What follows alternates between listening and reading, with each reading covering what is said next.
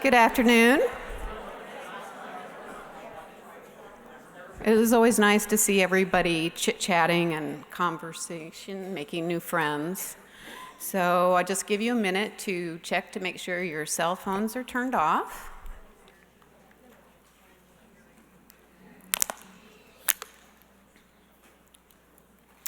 My name is Susan Cook, and I'm the principal librarian here at the Rancho Mirage Public Library. A couple of housekeeping issues. As I mentioned, the cell phones, and I believe Penny will take questions after her talk today. And if you would like to have a question, please come to the front of the room and use the mic.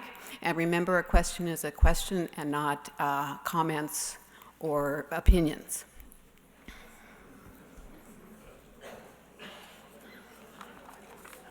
And how many of you were here on Tuesday for part one? Do you see that, Penny? Well, thank you for coming back. Penny's a great speaker, and I think we're very fortunate to have her. I want to say thank you to the Rancho Mirage Public Library Foundation and our Gold Card members who help support many programs like this and help us bring great speakers, great music, and cultural endeavors to the library. One of our dedicated library volunteers asked me to mention the story behind the pictures on the wall. And the pictures on the wall are the book covers of the authors that were here for the Rancho Mirage Writers Festival in January. So we had, I think there's 40 some, and they turned out quite lovely. With that, Professor Penny Rivin is a Middle East specialist with an emphasis on Israel and the Arab world. She completed her graduate work at the University of Missouri,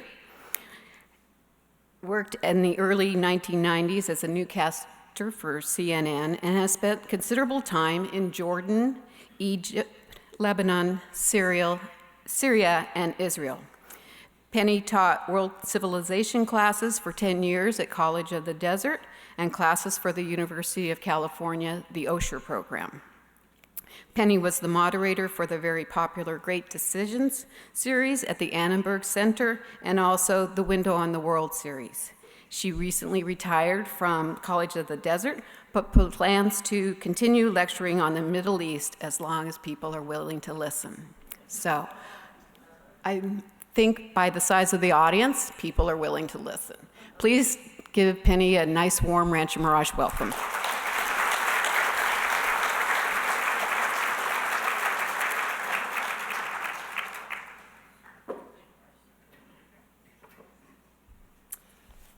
Good afternoon.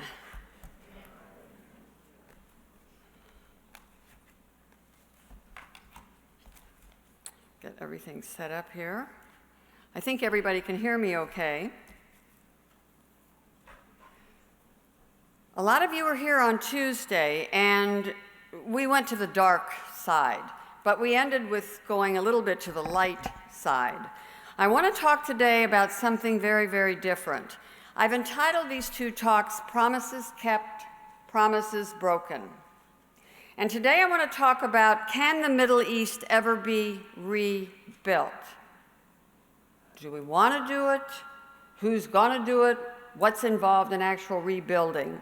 And we have to count on our leaders and our politicians to make these kinds of decisions for us, and our military leaders.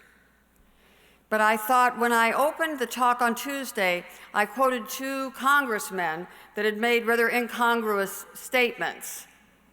And I heard two more, one last night and one this morning. Tuesday, I was quoting two men.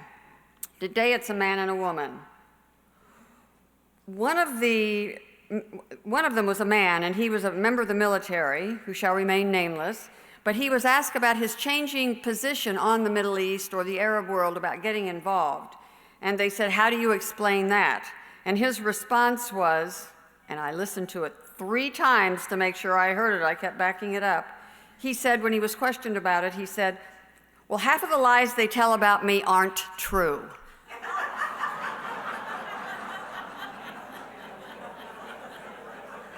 And then there was a woman, I think she was from the Pentagon, not the State Department, because I only caught this one. kind of on the fly, but they were asking about the difficulty if America gets involved there, not just militarily, but economically, politically, and we'll talk about that today in my talk. And they were asking her about the difficulties the Americans have faced, or the foreigners, the coalition has faced. And she said, all I can say is it gets late early out there. These are our leaders, I don't know, okay. Well, let's take a look at the Middle East. Promises kept, promises broken. Can this region be rebuilt?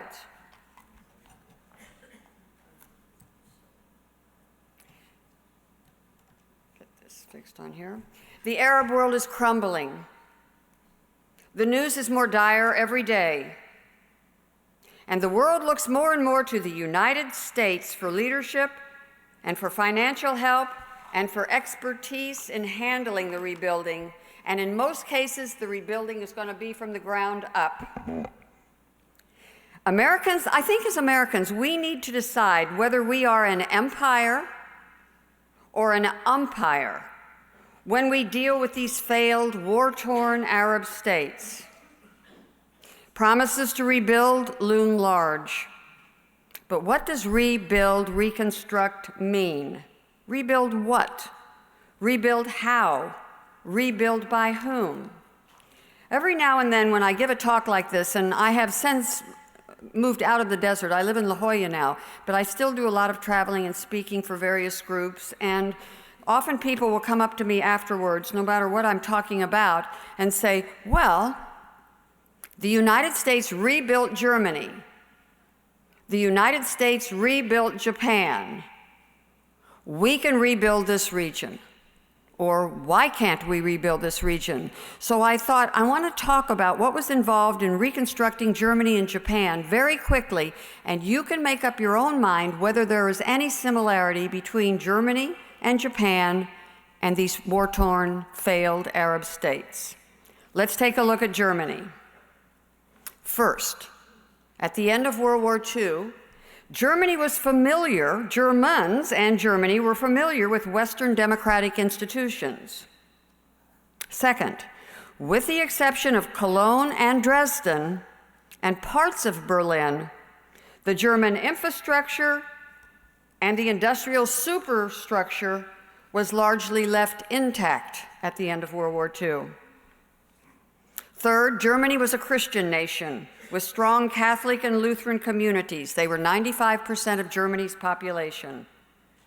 And these communities responded to Germany's defeat with a collective sense of total self-guilt.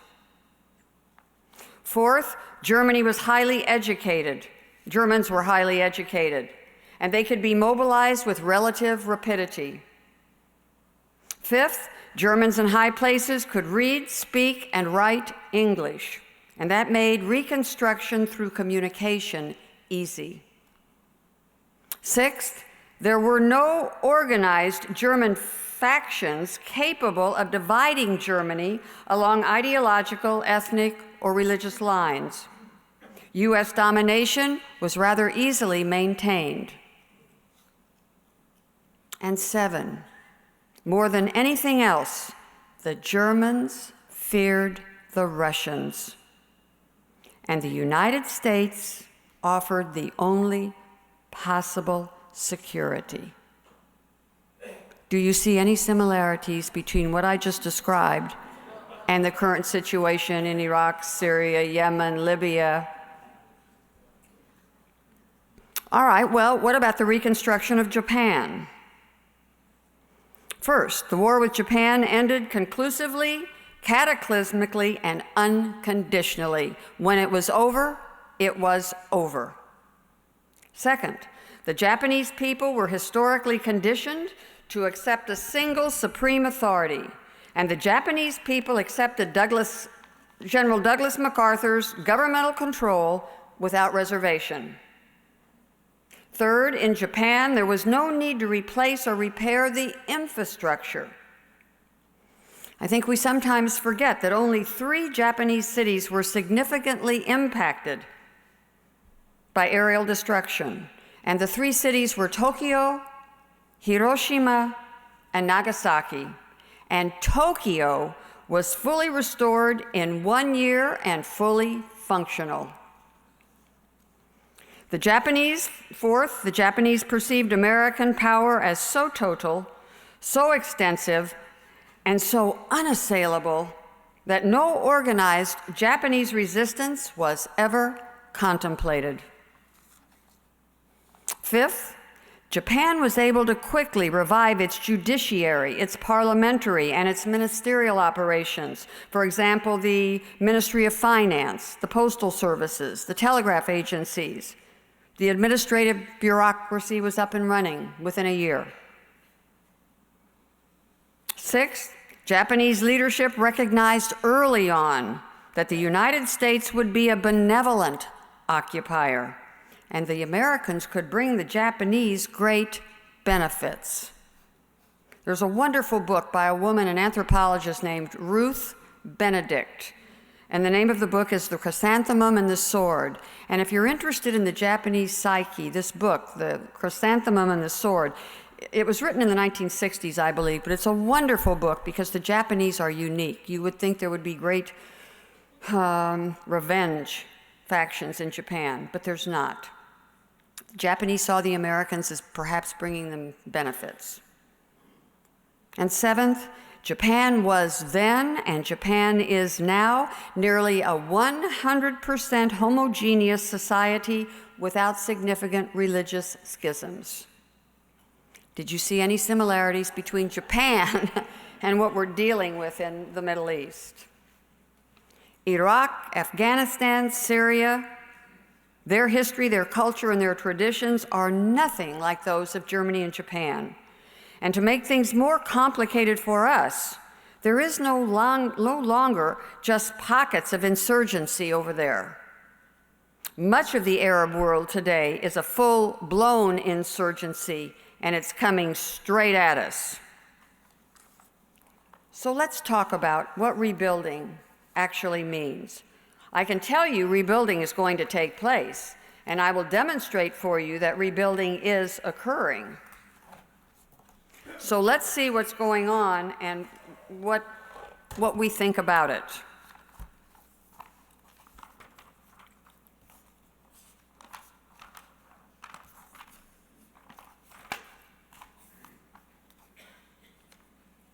The United States, as I've said several times, the United States did not create the region's instability. It was there when we arrived. We messed it up when we got there, but it was already incredibly fragile and had been for centuries. But do we have a responsibility? And if so, what is it? The big questions are, what role is the United States willing to play? Will we just leave it to other powers? And then the big question, of course, is who's going to finance the rebuilding? And finally, when you hear people pontificating about rebuilding, and you're going to hear more of it, when you hear people pontificating about rebuilding, I want you to keep in mind you cannot rebuild or create a stable economic base until there is a ceasefire or prolonged calm. And I think it always helps to understand a situation when we place the situation in an historical framework. We need to get a grip on the cost-benefit realities. There's a lot to be done. For starters, most of the oil pipelines have to be relayed. The water purification plants need to be restored. Telecommunication systems and transportation systems have to be reconstructed. Hospitals and schools have to be rebuilt. They have to be staffed and they have to be maintained. Very little has been accomplished with respect to guaranteeing reliable security services or rebuilding infrastructures, and the restructuring of the vital security interests is paramount before anything else can get going. Look at the Syrian border town of Kobani the other day that managed to stay out of ISIS's clutch. Victory came at a great price for the people of Kobani. Kobani as a city, take a look at the pictures if you haven't seen them. The streets are in ruins. Water and power systems are shattered. Decaying corpses of the jihadi fighters who died remain in the streets. Some of them have been stripped of their shoes and their clothing. Thousands of people died in this siege on Kobani.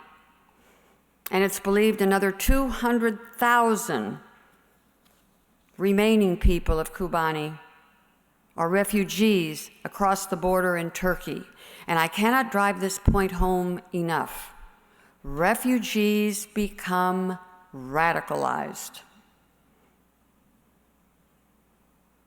Throughout this region, Syria, Lebanon, Yemen, Iraq, Afghanistan, to name just a few of the places, this is what's going on. Kidnappings continue. Beheadings occur. We don't hear about all of them. Ambulances and emergency medical personnel, the first responders, are targeted by insurgents. Schools and students are attacked. Teachers and students are threatened or executed by extremists. Suicide bombings continue, and many women and children remain at risk in the streets and in their own homes. As long as the forces of political Islam continue to rant and rave and perpetrate the violence, this region cannot be secured. It cannot be economically stabilized, and rebuilding is going to be rendered impossible. And this region's focus is on revenge, not justice. I think we see that with the Jordanian street protests about the death of the pilot, the Jordanian pilot. You understand their rage and their anger, but this is very much going to be about revenge for generations. But this is too valuable a region, the Middle East, the Arab world specifically, is way too valuable a region, geopolitically, militarily, religiously, to be left in tatters. But remember, we're in the Middle East, so let's put logic aside, because it's going to be rebuilt, and in fact, rebuilding has already started. The problem with building this region economically, making that the goal, the problem with this is radical Muslims have always defined their national glory in religious terms, not in economic terms. The Muslim world never defines its national glory in economic terms. So let's take a look at the people involved in this rebuilding, restructuring of this region. Remember, it's the Holy Land for the West, even when oil and things like that are no longer possible. This is the Holy Land for the Western world's three major religions. So the United States and the Western countries will always be attached to this region, as will the Muslims and others, and Jews, of course. So let's take a look at the groups that are involved in this, the major players and the minor players. The major players are the United States of America, Russia, and Iran, and to a lesser degree, China. The minor players are Syria, Iraq, Afghanistan, and to a lesser degree, our old friend, North Korea. Well, what is at stake here? Well, for starters, Iranian and Saudi money is openly pouring into this region in US dollars. Some of you who were here Tuesday remember the Wall Street Journal article that I mentioned in my first talk. There are two mosques going up in the city of Kabul, the capital city of Afghanistan. One of the mosques is financed by Saudi Arabia, and the other mosque is financed by Iran. Again, US dollars are the currency. The Saudi ambassador, when asked about it, insisted that the mosque and school that his country is financing has a purpose just to fight terrorism and promote peace. Iran is also making the same claim about their mosque and school. Well, let's do a reality check. Saudi Arabia's mosque, come on. Saudi Arabia's mosque is promoting hardline Sunni Wahhabism. That's the purpose. Iran's mosque is proposing and promoting hardline Shiite, the Shiite version of Islam. and both are promoting radical Islam. If either one prevails, Afghanistan is going to be the loser, and so will we by default. Now, there are those who believe that America, if we walk away, this region is going to fall to Islamic rulers, radical Islamic rulers. And rebuilding will not be cheap.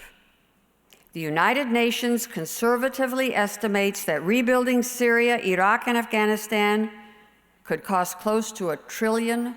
I can't even write that number. I don't know how many zeros are in a trillion. Why so high?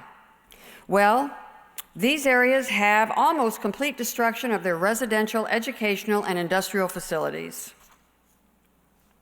Using Syria as a case study, think about it. Most people who look at Syria see only the tragedy. But other people looking at Syria, entrepreneurs and venture capitalists, see Syria as an investment opportunity. I know it sounds illogical, but it's not entirely without logic. The entrepreneurs say the Syrian economy, after years of neglect and needing everything, is going to offer early investors a chance for very high returns on their investments. To us in the West, especially in the United States, turning a quick profit in Syria may seem like the least likely outcome. But the motivations of Syria's foreign investors, mostly government companies already aligned with Syrian President Bashar al-Assad, are not solely motivated by economics. They're primarily motivated by politics. Foreign investors have calculated that investments in Syria now promise significant leverage in how Syria is going to be governed later, even if the investments don't pay off in the strictly financial sense. If you want to see how this is going to work, let's take a look. Let's take a look at Iran's investment in Lebanon after the Hezbollah war with Israel in 2006. One day after that ceasefire, Hezbollah established a committee to supervise the process of removing iron and cement from Lebanon's rubble so that it could be crushed or remelted. Iranian companies took charge and successfully extracted millions of dollars worth of scrap materials. To highlight Iran's leading role in rebuilding Lebanon after the war with Hezbollah, an Iran Park was built. An Iran Park was built in the south of Lebanon that overlooks Israel. This Iran Park is covered with posters of Iran's leaders. In terms of political and public relations, these investments paid off very well for Iran. And Israel is watching all of this with great interest as Iran positions itself for a leading role in Syria via the cement industry. Many of you may not realize it, but Iran is the fourth largest cement producer in the world. So Israel is watching with interest as Iran positions itself for a leading role in Syria via the cement industry, because cement is going to be of central importance when Syria rebuilds its infrastructure. An Iranian businessman recently told the New York Times, "We tell the Syrians, if you want factories, Iran is ready. If you Syrians want electricity, Iran is ready." Obviously, Iran gets a lot in return. Iran is going to be able to secure the supply lines down to its Hezbollah connections in Lebanon, and in so doing, edge out the Saudis and the other Sunni Gulf states. And the Israelis see this movement by Iran as very threatening indeed. It's obvious al-Assad, the leader of Syria, it's obvious al-Assad knows that Syria's current economic connections are going to play a very important role in determining his future political and military connections. And it will also ensure in al-Assad's mind that he remains a very wealthy man. Last year, al-Assad told a visiting Jordanian delegation that he would never permit Western investors to have any role in rebuilding Syria. But once again, welcome to the Middle East. Behind the scenes, al-Assad has made overtures to the United States. Al-Assad believes America and Syria are fighting the same enemy, ISIS. And once ISIS is defeated, if the United States helps, Syria will rebuild and be the economic leader of the Arab world. It would be a win-win scenario for everybody, for the US and for Syria. In recent weeks, Western governments have subtly begun shifting their policy on Syria. It's been nuanced if you pay attention to this, and I'm sure you don't, but if you did, the Western governments have been subtly shifting their positions on Syria. The Obama administration, for example, has quietly dropped its demand that al-Assad resign as a precondition of any peace talks. This American approach implies that the White House and its allies think that the Syrian president might be open to a compromise, and this compromise could end his country's 4-year civil war. Well, I'm not so sure about that because Jonathan Teberman, a reporter who has an article now in the Foreign Affairs magazine, if you are interested, you can probably pull it up and read Teberman's article. Teberman was granted an interview with al-Assad a couple of months ago, the first Western journalist that al-Assad has talked to since before 2013. And Teberman's article in this current Foreign Affairs magazine lays out the interview and what the conclusions Teberman draws. And Teberman insists that any hopes for al-Assad to cooperate or compromise are fantasy. Al-Assad does not want compromise. The leader of Syria expects a victory. Al-Assad remains as inflexible as ever and seems to have no idea how dangerous his alliances are with the likes of Russia and North Korea. And Israel is extremely concerned with the company al-Assad keeps and the economic fragility of that area. Al-Assad has already allowed businesses from China, Iran, North Korea, and Russia to come in. 2 years ago, Russian oil and gas companies struck a $90 million deal with Syria's oil ministry for exploration and production in the Mediterranean. Syrian oil officials are confident that the Mediterranean Sea holds substantial oil and gas reserves. And let's face it, Russian companies are investing in Syria because Russian companies and Russia have way too much to lose by staying out. Russia's only Mediterranean naval port is in Syrian waters. The value of Syrian contracts with the Russian defense industry. Russia is one of Syria's largest arms suppliers. These defense contracts is estimated to exceed $4 billion. For Putin, however, the true reward is not merely the $4 billion. For Putin, it's keeping an economic and naval foothold in the Middle East. North Korea has long treated Syria as a front in its war against the United States. North Korea built Syria's plutonium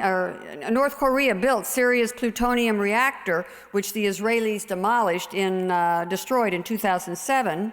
And North Korea has deployed about 15 helicopter pilots to Syria in support of al-Assad. And North Korea has a few ground forces on the ground supporting al-Assad. The Chinese ambassador to Syria expressed his support for developing a partnership in the energy sector with Syria. China, politically standoffish, but always economically engaged, wants to maintain China's control for Middle Eastern export markets. In addition to being Syria's #1 trading partner, China's National Petroleum Corporation owns shares in 2 of Syria's largest oil companies, and China has already signed multi-million-dollar deals for more. Investments in Syria in the midst of an ongoing war is, of course, a political ploy. but economic motives do exist. Syria has also made overtures to partner with an inner circle of front companies. Syria is doing this to sort of circumvent the international sanctions. So al-Assad has made overtures to partner with an inner circle of front companies to receive food imports from Russia, Ukraine, Turkey, and Lebanon.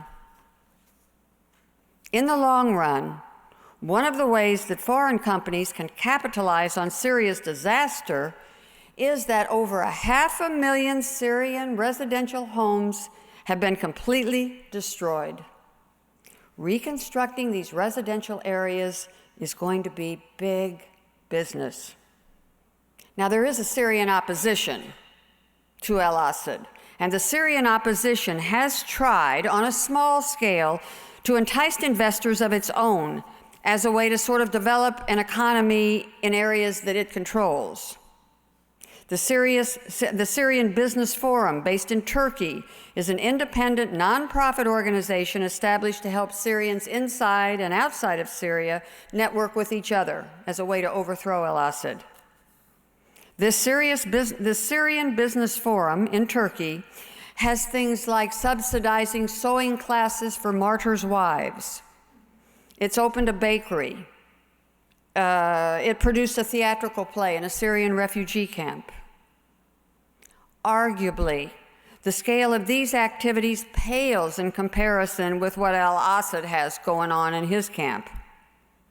But then again, efforts to back the enemies of al-Assad are in the very early stages, and Western companies, which are subject to sort of international sanctions against al-Assad, are very hesitant to get involved. So for now, Bashar al-Assad does seem likely to have a first-mover advantage in rebuilding Syria.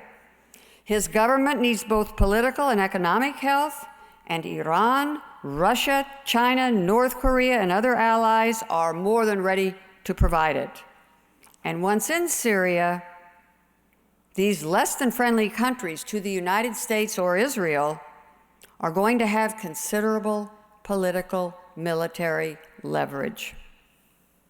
By investing in war-torn Syria, al-Assad allies are removing the vagueness about post-war Syria. It's a sort of come on in, the water's fine approach to outside venture capitalists. Al-Assad backers are solidifying his control. And in the murky world, this murky world, Syria has become the dividing line among rival powers there. Syria's become sort of a 21st century iron curtain of sorts. And up to now, those on al-Assad's side have effectively used economic power to shape the political future of the entire Arab world.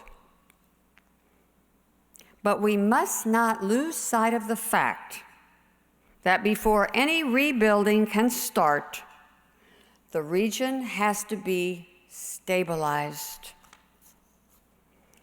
Now, there's a military approach to this. You'll hear people on television, especially American military leaders, and they talk about it can be stabilized, but it requires the military to get involved. And I still have connections with a couple of generals at 29 Palms, 3, and one fellow who's at Camp Pendleton, and then a lieutenant colonel who's kind of, I've stayed in touch with, and he's kind of moved around. And they speak to me off the record and off the cuff and very casually. And I speak to you very honestly about what I think and the conclusions I draw. And I tell you they're my conclusions. You can have your own conclusions. But what are you going to do, fire me? I'm retired. I wouldn't even notice, you know. So, but I think we need to understand when we talk about a military solution, yes, it's possible, but a military solution involves very definite things. Military leaders insist if they were to go in and stabilize the region, they would have to use overwhelming force to thoroughly destroy the enemy before any economic growth can begin. And when I asked the generals, all of them, please, and they all used the word, it would have to be overwhelming force. When I asked them, I said, what can you define overwhelming force? What do you mean? Because I think today I heard on CNN I think it was a military spokesperson who said it would take 100,000 troops to go in there and do it. I have never thought 100,000 was near enough. And these guys I talked to said overwhelming force means a total invasion and a complete destruction of the remaining cities and towns and villages. They've all got to be destroyed. And an overwhelming force would involve more than 500,000 troops. And once begun, these militaries would have to stay the course, and you would have to position troops in every neighborhood and in every street and on every street corner throughout the region. And these troops would have to be, at a minimum, bilingual. And this is not going to happen. Would it work? Of course. It's not going to happen. This will not happen. World opinion would prevent it. The public outcry would be deafening. And experts warn that the country everybody expects to do it would be the United States. And we know, we don't have to be told by the experts, that the United States is already spread way too thin to even consider stabilizing the region alone.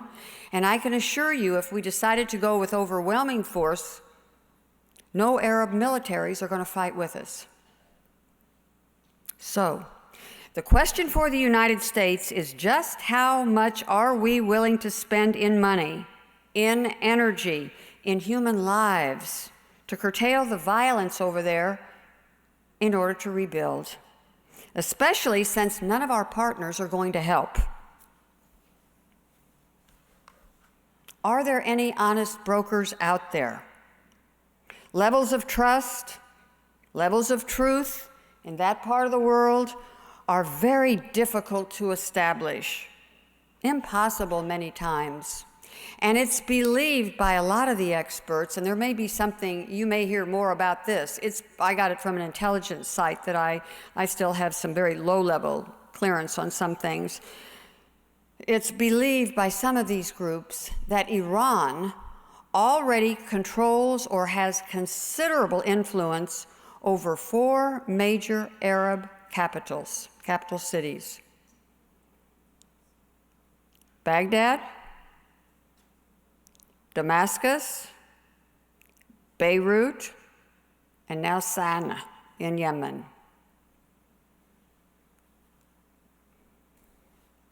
So we have to think about, if we stay out, who's going to stay in. Now, how long this phase for laying a lot of this groundwork that's going to be necessary before any economic stability can be ensured, how long it's going to take, nobody knows for certain. And it's not surprising that Americans keep asking, what is the cost benefit for the American taxpayer? Because you know who's going to pay for any of this? The schlumps like us who pay our taxes. Definitely.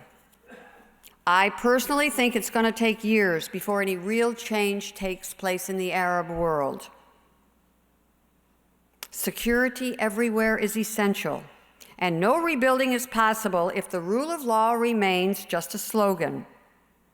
Respect for the rule of law has to be more than a mockery. And this region is very tribal.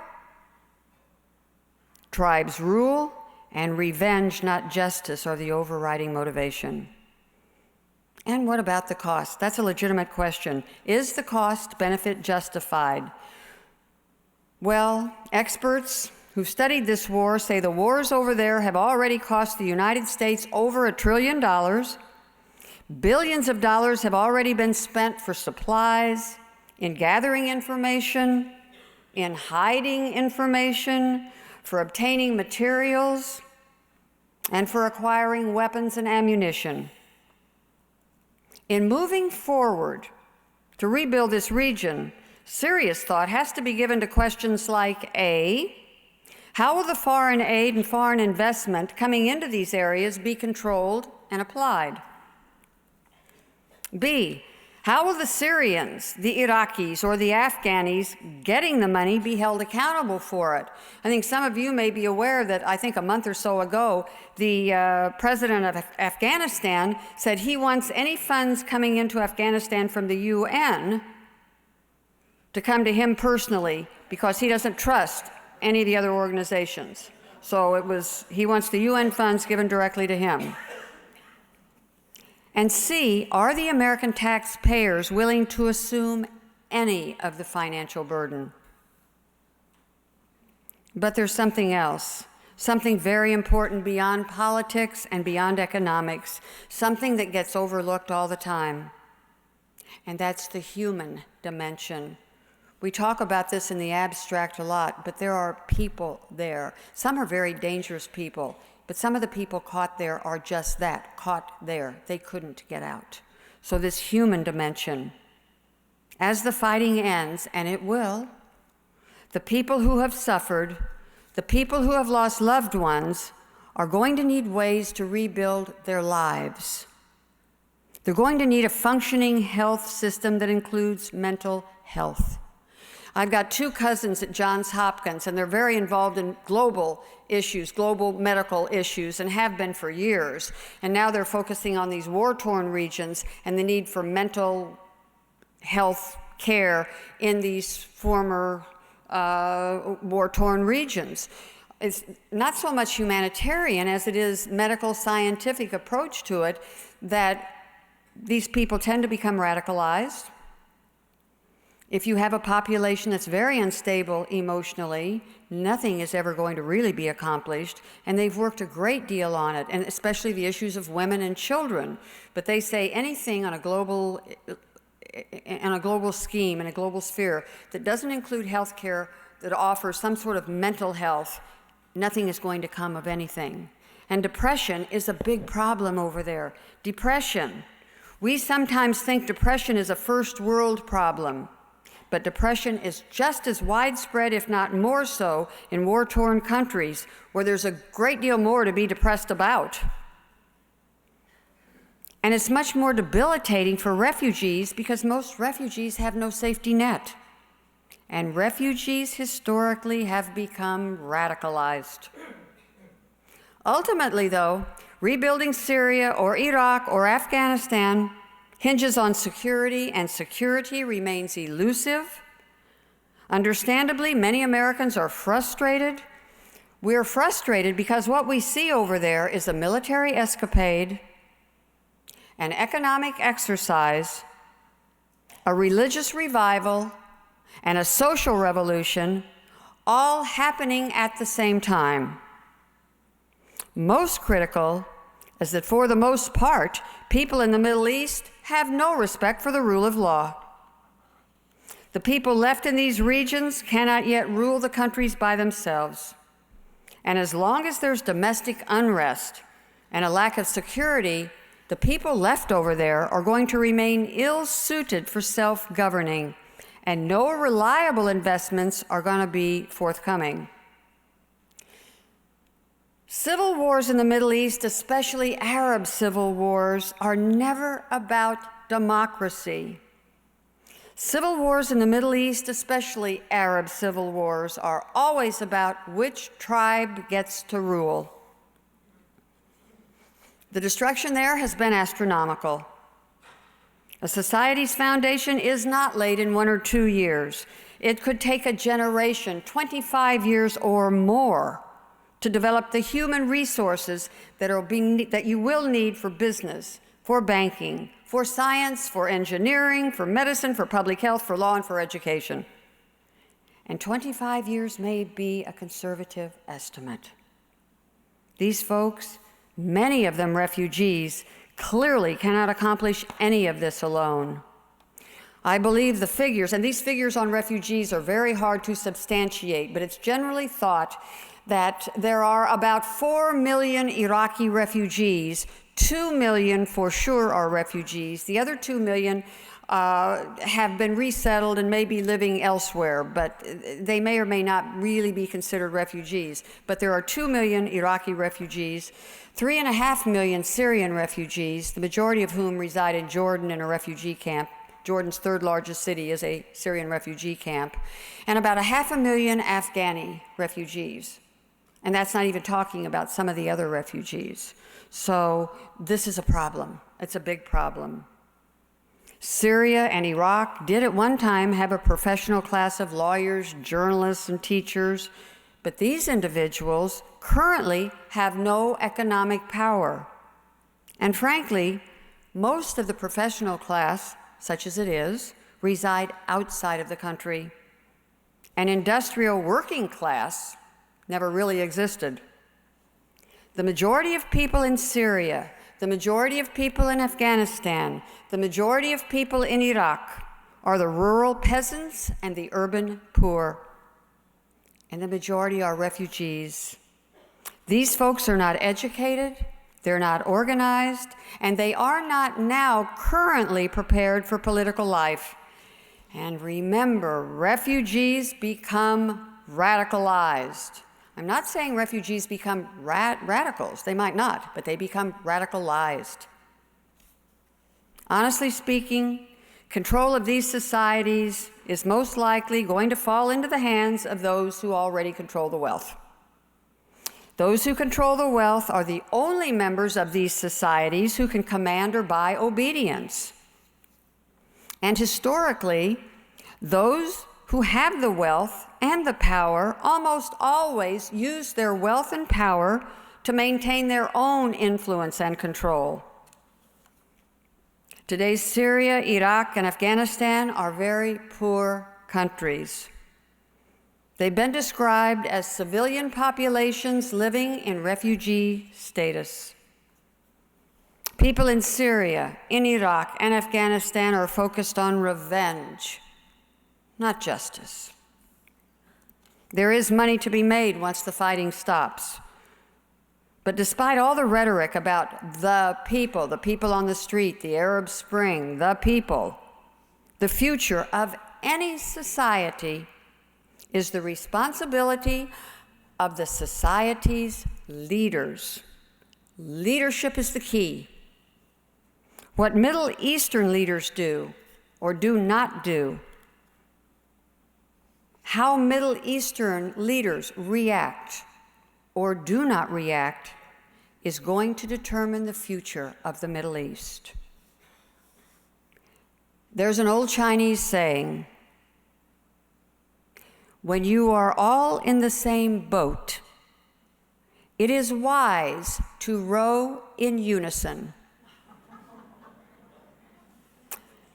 Good luck with that logic. I myself like Lily Tomlin's line about life today. No matter how cynical you become, it is never enough to keep up. Thank you very much.